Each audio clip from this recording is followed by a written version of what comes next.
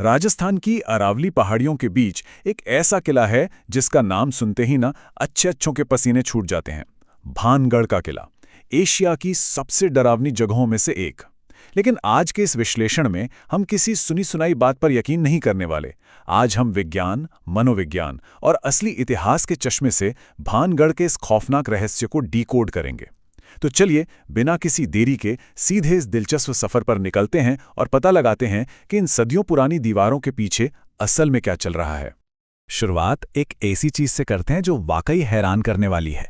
जरा सोचिए, आप किसी किले में घूमने जा रहे हैं और वहां आपको आर्कियोलॉजिकल सर्वे ऑफ इंडिया यानी खुद भारत सरकार का एक बोर्ड लगा मिलता है जिस पर साफ साफ लिखा है, सूर्यास्त के बाद और सूर्योदय से पहले भानगढ़ की सीमा में प्रवेश करना सख्त मना है। अब ये कोई गांव वालों की फैलाई हुई अफवाह नहीं है, ये एक सरकारी चेतावनी है।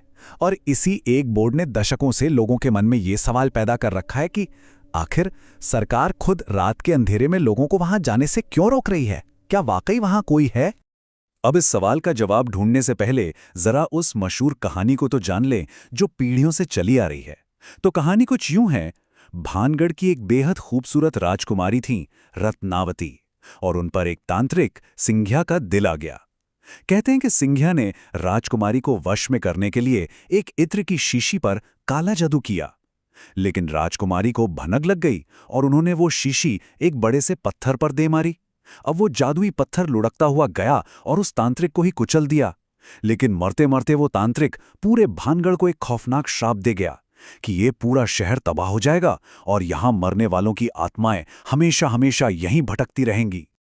और बस इसी एक श्राप के इर्द गिर्द आज तक के सारे डरावने दावे बुने गए हैं। जो लोग वहां जाते हैं वो ना जाने कैसी कैसी बातें बताते हैं। कोई कहता है कि अंधेरे में औरतों के रोने की आवाजें आती हैं, तो कोई कहता है कि वहां चूड़ियां टूटने की खनखनाहट सुनाई देती है। और सबसे डरावनी बात तो यह है कि कई लोगों को ऐसा लगता है जैसे कोई अदृश्य साया लगातार उनका पीछा कर रहा हो, कोई उन्हें घूर रहा हो। इंटरनेट पर खोजेंगे तो ऐसी कहानियों की बाढ़ आ जाएगी। लेकिन खैर, यहीं पर कहानी में एक बहुत बड़ा ट्विस्ट आता है।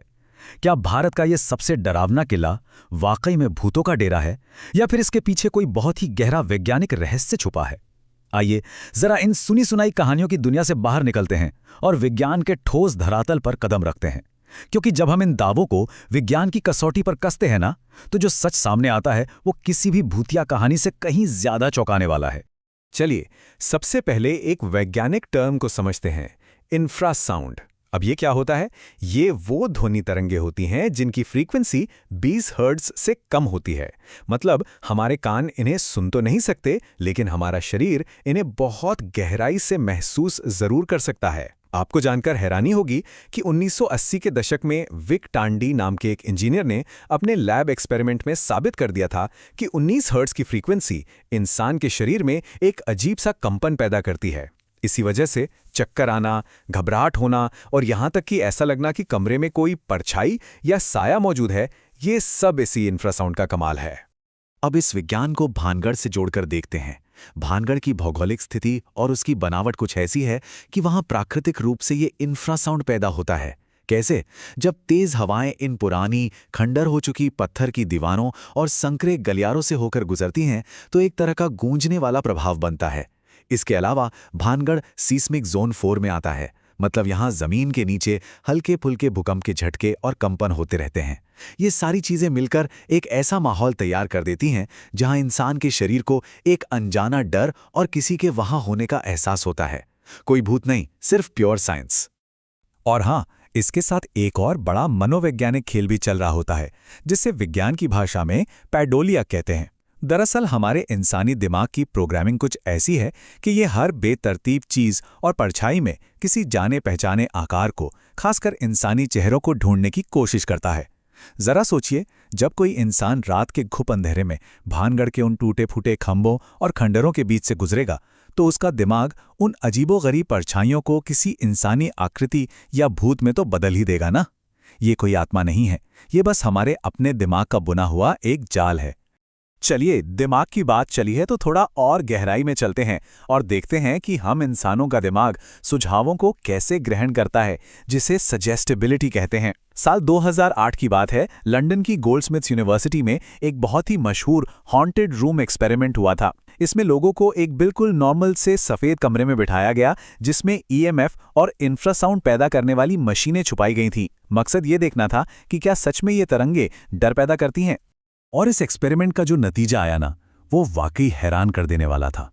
पूरे 20%। प्रयोग के अंत में 20% लोगों ने कहा कि उन्हें उस कमरे में किसी अजीब साए की मौजूदगी महसूस हुई। लेकिन सबसे बड़ा खुलासा तो तब हुआ जब रिसर्चर्स ने बताया कि मशीनें चालू हों या बंद, लोगों का एक्सपीरियंस लगभग एक जैसा ही था। मतलब समझ रहे हैं आप, किसी मशीन या इलेक्ट्रोमैग्नेटिक फील्ड से ज़्यादा असर इस बात का था कि उन लोगों के दिमाग में पहले से क्या चल रहा है। और यहीं से एक बहुत ही गहरी बात साबित होती है कि डर ही भूत पैदा करता है। हमारे यहाँ एक कहावत भी तो है ना, भाई को भूत बनाना। सोशल मीडिया पर मौजूद सैकड़ों डरावने वीडियोस और वहां की स्थानीय कहानियों की वजह से भानगढ़ के दरवाजे पर कदम रखने से पहले ही एक इंसान का दिमाग पूरी तरह से हॉन्टेड मोड में सेट हो चुका होता है। अब ऐसे में अगर वहां एक पत्ता भी हिलता है ना, तो वो किसी खौफनाक भूत की तरह ही नजर आता है। तो फिर एक सवाल उठता है कि उस सरकारी बोर्ड का क्या, जो रात में लोगों को अंदर जाने से रोकता है। देखिए, अगर हम किंवदंतियों को एक तरफ रख दें और असलियत देखें तो बात बिल्कुल साफ हो जाती है। 16वीं सदी के ये खंडहर आज बेहद जर्जर हालत में है। दीवारें कमजोर हैं, कभी भी गिर सकती हैं। ऊपर से रात के वक्त वहां रोशनी का कोई इंतजाम नहीं होता। ऐसे में एक बिल्कुल अंधेरे ढहते हुए खंडहर में रात बिताना अपने आप में एक बहुत बड़ा फिजिकल रिस्क है। सरकार आपको भूतों से नहीं बचा रही, बल्कि चोट लगने से बचा रही है। और खतरा सिर्फ इन टूटी दीवारों का ही नहीं है। भानगढ़ के असली रात के निवासियों के बारे में जानना है तो याद रखिए कि ये किला सरिस्का टाइगर रिजर्व से सिर्फ कुछ ही किलोमीटर की दूरी पर है। जैसे ही रात का अंधेरा छाता है, वहां बंगाल टाइगर, तेंदुए, जंगली सुअर और लकड़बग्घे यानी हायेना बेखौफ घूमते हैं। और वो जो रहस्यमयी रोने और चीखने की आवाज़ें टूरिस्ट को डराती हैं ना, वो दरअसल रात में शिकार करते लकड़बग्घों की आवाज़ें होती हैं, जो अगर आप दूर से सुने तो बिल्कुल किसी इंसान की चीख जैसी लगती हैं। और इस बात पर मुहर खुद पैरानॉर्मल इन्वेस्टिगेटर्स ने लगाई है। साल 2012 में गौरव तिवारी और उनकी टीम ने अपने हाई-टेक सेंसरी इक्विपमेंट्स के साथ भानगढ़ किले में पूरी रात बिताई थी। और उनका निष्कर्ष क्या था? बिल्कुल साफ। उन्होंने कहा, भानगढ़ में कोई भूत नहीं है। वहां सिर्फ लंगूर, सियार, लकड़बग्घे और पैंथर मिलते हैं। अब जरा सोचिए, जब भूत ढूंढने वाले खुद कह रहे हैं कि वहां कुछ नहीं है, तो जाहिर सी बात है कि असली खतरा जंगली जानवरों से है, किसी भटकती आत्मा से नहीं। खैर, इन सब बातों को समझने के बाद अब एक बहुत ही जरूरी सवाल सामने आता है। अगर वहां कोई आत्मा नहीं थी, कोई श्राप नहीं था, तो फिर एक जमाने में 9000 से ज्यादा घरों से आबाद वो खुशहाल शहर अचानक वीरान कैसे हो गया? वो सारे लोग कहाँ चले गए? तो आइए अब इन भूतिया कहानियों के जाल से बाहर निकलते हैं और भानगढ़ के असली ऐतिहासिक पतन की तरफ चलते हैं। यहाँ सबसे पहले तो हमें एक कड़वी सच्चाई को स्वीकार करना ही पड़ेगा। वो ये कि इतिहास के किसी भी पन्ने में राजकुमारी रत्नावती, तांत्रिक सिंघिया या उस बाबा बालूनाथ का कोई भी पुख्ता रिकॉर्ड मौजूद ही नहीं है। जी हाँ, आपने सही सुना, ये पूरी की पूरी भूतिया कहानी ऐसे किरदारों पर टिकी है जिनका शायद कभी कोई वजूद ही नहीं था। ये सिर्फ पीढ़ियों से चली आ रही लोक कथाओं का एक ड्रामेटिक वर्जन है। भानगढ़ की बर्बादी की असली कहानी इतिहास के पन्नों में दर्ज है। 1573 में बसा ये शहर एक समय में व्यापार का बहुत बड़ा केंद्र हुआ करता था। लेकिन 1720 आते आते राजा सवाई जय सिंह के हमलों और आर्थिक सत्ता के जयपुर शिफ्ट हो जाने की वजह से भानगढ़ का महत्व खत्म होने लगा। और फिर आया साल 1783, चालीसा अकाल का साल। ये एक इतना भयानक सूखा था जिसने पूरे उत्तर भारत को अपनी चपेट में ले लिया था। पानी और अनाज की ऐसी कमी हुई कि भानगढ़ में रहना नामुमकिन हो गया और लोग अपनी जान बचाने के लिए अपना घर-बार छोड़कर हमेशा के लिए वहां से चले गए। अब सोचने वाली बात यह है कि हम इंसान इस असली इतिहास को भूलकर मनगढ़ंत कहानियों को क्यों याद रखते हैं? दरअसल मानव मनोविज्ञान हमेशा एक ऐसी कहानी पसंद करता है जिसमें एक साफ-साफ विलेन हो, एक दुष्ट तांत्रिक का श्राप। सुनने में कितना रोमांचक और नाटकीय लगता है ना? वहीं दूसरी ओर एक भयानक प्राकृतिक आपदा और भयंकर सूखे के कारण तड़प तड़प कर शहर का खाली होना, ये एक बेहद दर्दनाक और कड़वी सच्चाई है जिस पर किसी का कोई कंट्रोल नहीं था। हमारा दिमाग अनियंत्रित प्राकृतिक आपदाओं की तुलना में एक विलन की कहानी को ज्यादा आसानी से एक्सेप्ट कर लेता है। और बिल्कुल यही वो वजह है कि भानगढ़ का मिथक आज भी जिंदा है। इस कहानी को हवा देने के पीछे मुख्य रूप से 3 चीजें काम कर रही हैं। पहला, हमारा अपना मनोविज्ञान, जिसे हमेशा कुछ रहस्य और रोमांच चाहिए। दूसरा, वहां का लोकल टूरिज्म, जो एशिया की सबसे डरावनी जगह वाले टैग की वजह से ही फल फूल रहा है।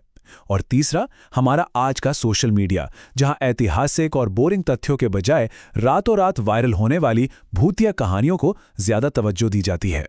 इस पूरे विश्लेषण के अंत में महान वैज्ञानिक मैरी क्यूरी की एक बात बिल्कुल सटीक बैठती है। उन्होंने कहा था, जीवन में किसी भी चीज से डरने की जरूरत नहीं है, बस उसे समझने की जरूरत है। भानगढ़ का किला इसी बात का सबसे बड़ा सबूत है। जब हम वहां की अजीबोगरीब आवाजों को इंफ्रासाउंड और जंगली जानवरों से जोड़कर देखते हैं और वहां के सूनेपन को इतिहास के पन्नों में दर्ज उस भयानक अकाल और सत्ता के खेल से समझते हैं, तो सच मानिए सारा का सारा डर छूमंतर हो जाता है। क्योंकि विज्ञान और इतिहास की समझ ही हर तरह के अंधविश्वास का सबसे पक्का इलाज है। तो इस सफर को खत्म करते हुए एक सवाल है जो हमें सोचने पर मजबूर कर देता है। जब हमारा सामना अंधेरे और अनजानी चीजों से होता है, तो क्या हम जानबूझकर एक डरावनी लेकिन रोमांचक कहानी के धोखे में जीना पसंद करते हैं, या फिर हम उस कड़वी लेकिन वास्तविक सच्चाई को स्वीकार करने की हिम्मत जुटाते हैं? भानगढ़ की वो खंडर दीवारें तो आज भी वहीं खड़ी हैं। अब ये पूरी तरह से हम पर निर्भर करता है कि हम उन दीवारों के पीछे किसी काल्पनिक भूत को देखना चाहते हैं या फिर इतिहास के उस गुमनाम संघर्ष को।